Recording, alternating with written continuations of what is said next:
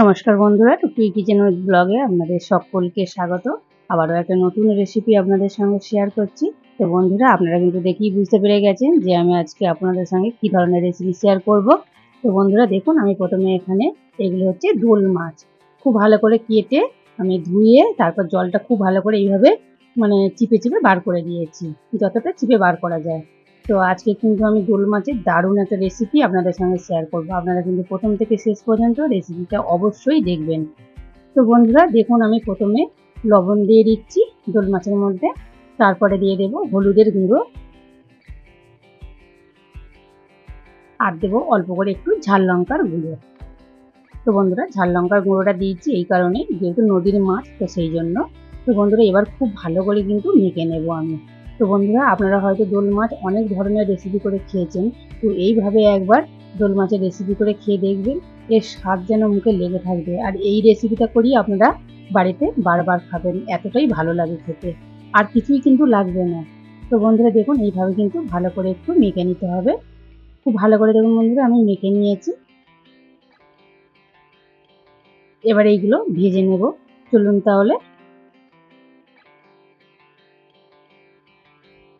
তো দেখুন বন্ধুরা, ভেজে নেব তার জন্য আমি কড়াই বসিয়ে দিয়েছি, আর কড়ার মধ্যে আমি সরিষার তেল দিয়ে দিয়েছি। তেলটা কিন্তু খুব ভালো করে আগে গরম করে নিতে হবে, আর তেলটা কিন্তু খুব ভালো করে কড়ার গায়ে চারিদিকে একটু লাগিয়ে দিচ্ছি যাতে না জড়িয়ে ধরে।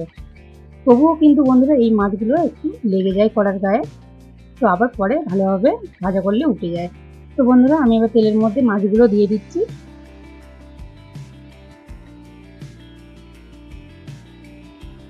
তো বন্ধুরা, আমি কিন্তু এই মাছগুলো থেকেই যতটা পেরেছি কিন্তু চিপে চিপে জলগুলো বার করে দিয়েছি। তা সত্ত্বেও কিন্তু এই মাছগুলো কিন্তু জল আছে, আপনাদের আমি দেখাচ্ছি কতটা জল বেরোবে মাছগুলো থেকে। এই জলটা যতক্ষণ না আর এই মাছগুলো কিন্তু গোটা গোটা হয় না, ঠিক ঝুড়ো হয়ে যায় বন্ধুরা।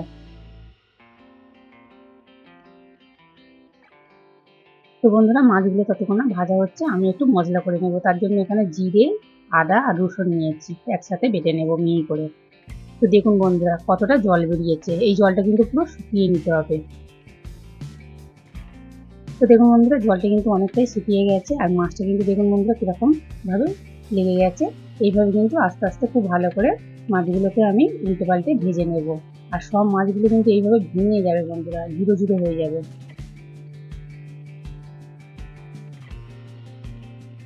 তো বন্ধুরা, আমি মাছগুলো কিন্তু খুব ভালো করে ভেজে নিই। তো বন্ধুরা, আজকের রেসিপিটা যদি আপনাদের ভালো লেগে থাকে তো অবশ্যই একটা লাইক করবেন, বন্ধুদের সঙ্গে শেয়ার করে দেবেন, আর আমার চ্যানেলকে সাবস্ক্রাইব করে পাশে থাকবেন। তো বন্ধুরা, এইরকম নতুন নতুন রেসিপি দেখার জন্য অবশ্যই কিন্তু আমার চ্যানেলকে সাবস্ক্রাইব করে পাশের বেল আইকনটিতে ক্লিক করে রাখবেন, যাতে রেসিপি ছাড়ার সাথে সাথে সবার আগে আপনাদের ফোনে পৌঁছে যায়। তো বন্ধুরা, যেসব বন্ধুরা আমার চ্যানেলকে সাবস্ক্রাইব করে আমার পাশে আছেন, অনেক অনেক ধন্যবাদ। আর যেসব বন্ধুরা এখনো সাবস্ক্রাইব করেননি, প্লিজ সাবস্ক্রাইব করে দিয়ে পাশে থাকবেন। আর এই রেসিপিটা যদি কোনো নতুন বন্ধু দেখে থাকেন, অবশ্যই একটা লাইক করবেন, সাবস্ক্রাইব করে পাশে থাকবেন। তো দেখুন বন্ধুরা, খুব ভালো করে কিন্তু একটু সময় লাগবে বন্ধুরা, একটু সময় দিয়ে খুব ভালো করে মাছটা কিন্তু ঝুড়ি করে ভেজে নিতে হবে, তা নাহলে কিন্তু খেতে ভালো লাগবে না, মাছটা গন্ধ লাগবে। তো বন্ধুরা দেখুন, মাছগুলো কিন্তু আমি আরও তেল দিয়েছিলাম, দিয়ে খুব ভালো করে ভেজে নিয়েছি।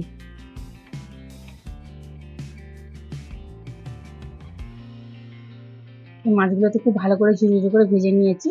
এবার মাছগুলো আমি তুলে নেব।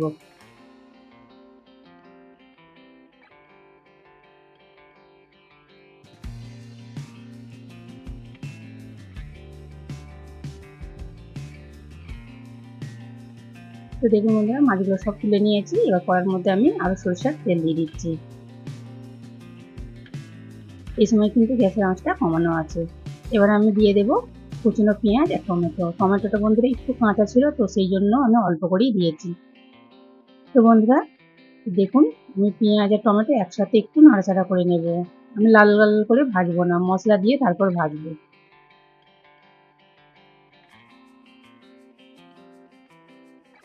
তো দেখুন বন্ধুরা, পেঁয়াজটা উল্টে পাল্টে শুধু তেলের মধ্যে নাড়াচাড়া করে নিয়েছি। এবার আমি মশলা দিয়ে দেবো বেটে রাখা আদা, জিরে আর রসুন একসাথে বেটে নিয়েছি। এবার খুব ভালো করে কিন্তু ভেজে নেব যতক্ষণ না কাঁচা গন্ধ যায়। তো বন্ধুরা, এভাবে কিন্তু অল্প আঁচে ভালো করে নাড়াচাড়া করে ভেজে নিতে হবে, যেহেতু আদা রসুনের কাঁচা গন্ধ থাকে, তো যাতে চলে যায়, তো সেই রকমভাবে ভাজতে হবে। তো দেখুন বন্ধুরা, খুব ভালো করে কিন্তু আমি ভেজে নিয়েছি আর খুব সুন্দর একটা সেন্ট হয়েছে বন্ধুরা।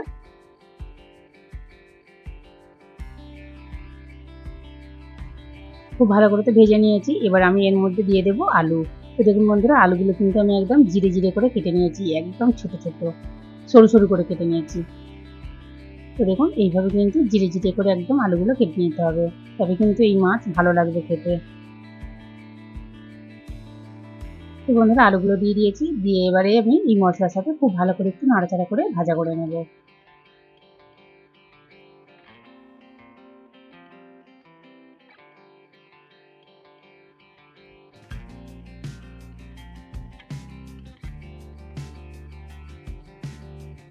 তো বন্ধুরা দেখুন, আমি এইভাবে কিন্তু আলুগুলো একটু নাড়াচাড়া করে ভেজে নিচ্ছি, বেশি লাল করে ভাজার দরকার নেই, হালকা করে একটু নাড়াচাড়া করে ভেজে নিলেই হবে।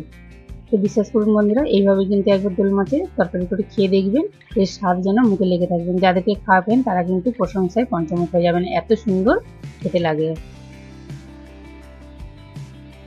তো দেখুন বন্ধুরা, খুব ভালো করে কিন্তু নাড়াচাড়া করে আমি একটু ভেজে নিয়েছি হালকা করে। এবার আমি এর মধ্যে মশলা দিয়ে দেব। মশলা বলতে যেমন স্বাদ মতো লবণ দিয়ে দেব, আর দেব হলুদের গুঁড়ো।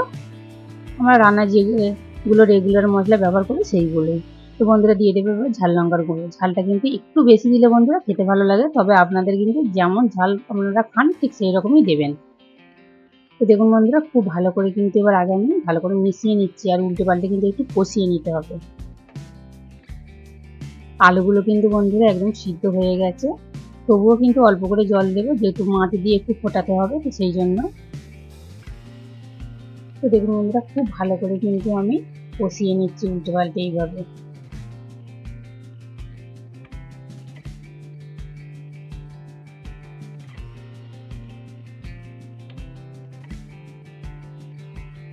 তো বন্ধুরা, দেখেই বুঝতে পারছেন আমি উল্টে পাল্টে কিন্তু অল্প আঁচে একটু সময় নিয়ে খুব ভালো করে কিন্তু কষিয়ে নিয়েছি। দেখুন, এবার আমি জল দিয়ে দেব, অল্প করেই জলটা দেব, যেহেতু বন্ধুরা একদম এটা কিন্তু একটু মাখো মাখো তরকারি হবে, শুকনো শুকনো। এটা ঝোল ঝোল হবে না কিন্তু, তাহলে কিন্তু খেতে ভালো লাগবে না। গরম ভাতের সাথে কিন্তু মেখে মেখে খেতে অসাধারণ লাগবে।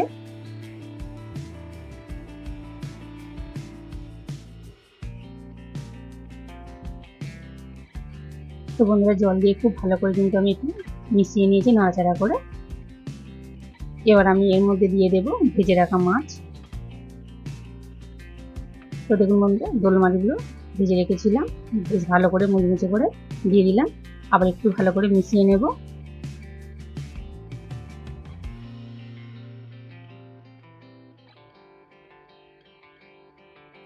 এবার আমি একটা থালা ঢাকা দিয়ে দেব, দিয়ে অল্প আঁচে এইভাবে 4-5 মিনিট রান্না করে নেব। তো দেখুন বন্ধুরা, অল্প আঁচে কিন্তু একদম রান্নাটা হচ্ছিল, আর আলু তো আগেই বলেছি খুব ভালোভাবে কিন্তু সিদ্ধ হয়ে গেছে। তো দেখুন, খুব ভালো করে কিন্তু টক করে বেশ ফুটিয়ে নিয়েছি।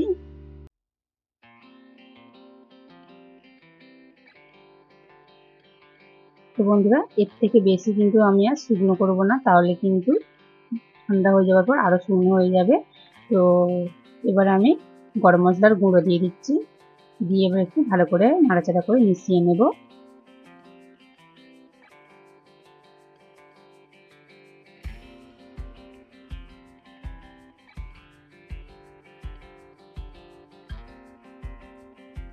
তো দেখুন বন্ধুরা, গরম মশলা দিয়ে কিন্তু নাড়াচাড়া করে মিশিয়ে নিয়েছি।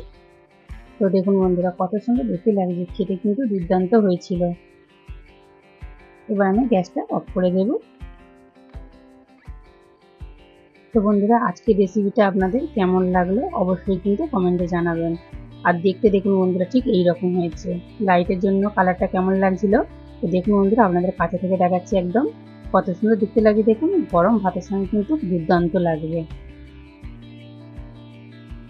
দেখুন বন্ধুরা, দেখতে কত সুন্দর লাগছে, খেতেও কিন্তু অপূর্ব হয়েছিল। তো বন্ধুরা, এই রেসিপিটা প্রথম থেকে শেষ পর্যন্ত দেখার জন্য আপনাদের অনেক অনেক ধন্যবাদ। আর আপনাদের যদি এই রেসিপিটা ভালো লাগে অবশ্যই কিন্তু লাইক করবেন, আর আমার চ্যানেলটিকে সাবস্ক্রাইব করে পাশে থাকবেন।